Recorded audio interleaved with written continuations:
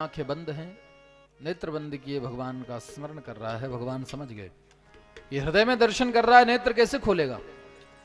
लेकिन मैं इतनी दूर से आया हूं, एक बार तो देख ले मेरी ओर। भगवान भक्त की दृष्टि चाहते हैं। यहां भक्त भगवान की दृष्टि चाहते हैं, वहां भगवान स्वयं अपने भक्त की एक दृष्टि चाह रहा है। एक बार देख लें मेरी ओर ध्रुव। और जब तक हृदय में बैठा हूं तब तक नहीं देखेगा। भगवान ने आज ध्रुव के हृदय से अपनी वो आनंदमयी मूर्ति बाहर खींच ली। छटपटा गए ध्रुव, व्याकुल होकर के जैसे ही नेत्र खोले, सामने श्याम सुंदर आनंद कंद भगवान श्री कृष्णचंद्र का दर्शन प्राप्त हो रहा है। बोल भक्त वत्सल भगवान की जय। रोमांच हो गया ध्रुव को, आनंद आश्रुओं का प्रवाह होने लगा। भगवान की इतनी बड़ी कृपा, भगवान का दर्शन करके ध्रुव जी इतने प्रसन्न हैं कि मुस्कुराने लगे प्रभु को देख करके। ध्रुव को मुस्कुराते देखा, भगवान भी मुस्कुराने लगे। आकाश में खड़े सारे देवता भी मुस्कुराने लगे, सुखदेव जी भी मुस्कुराने लगे, परीक्षित भी मुस्कुराने लगे। सब हंस रहे हैं, पर हंसने का कारण सबका अलग अलग है। भगवान हंस रहे हैं, क्यों हंस रहे हैं प्रभु? भगवान हंस रहे हैं, देखो कैसा बालक है, अखिल कोटि ब्रह्मांड नायक, सर्वशक्तिमान, अकारण करुण करुणा वर्णालय, साक्षात भगवान इसके सामने खड़े हैं और ये कुछ बोलता ही नहीं, बस मुस्कुरा रहा है।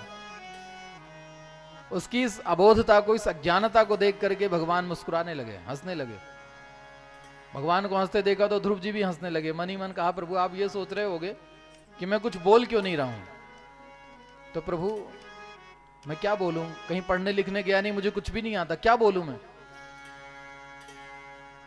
एक शब्द भी मुझे नहीं आता कि मैं आपके लिए कुछ बोल सकूं। अपनी ही अज्ञानता पर ध्रुव जी को हंसी आने लगी। देवता हंसने लगे। देवता क्यों हंसने लगे? देवताओं ने सोचा कैसा बालक है, देखो साक्षात भगवान सामने खड़े और कुछ बोल ही नहीं रहा। हमें ऐसा मौका मिला होता तो पूरी लिस्ट पकड़ा दी होती प्रभु को कि ये चाहिए ये चाहिए ये चाहिए, कुछ मांगता ही नहीं। सुखदेव जी हंसने लगे कि हमारे प्रभु कितने दयालु हैं कि एक छोटे से बालक की 5 महीने की तपस्या पर प्रसन्न होकर के चले आए। इतना भी सरल कोई भगवान होगा? भगवान के स्वभाव पर सुखदेव जी मुस्कुराने लगे तो परीक्षित हंसने लगा कि सुखदेव जी आप धन्य हैं कि भागवत में ही हमें भगवान का दर्शन करा दिया।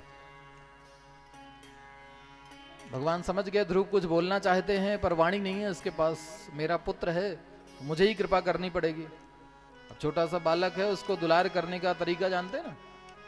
छोटा बालक है तो उसके गालों पर दुलार किया जाता है। भगवान ने कहा मेरा बालक है, गालों पर ही दुलार करूं। एक शंख लिया हुआ था, 5 जन नाम का शंख। परस्पर्श बालम कृपया कपोले, वो शंख ध्रुव के गालों में भगवान ने स्पर्श कराया। शंख स्पर्श होते ही ध्रुव जी की वाणी प्रस्फुरित हो गई।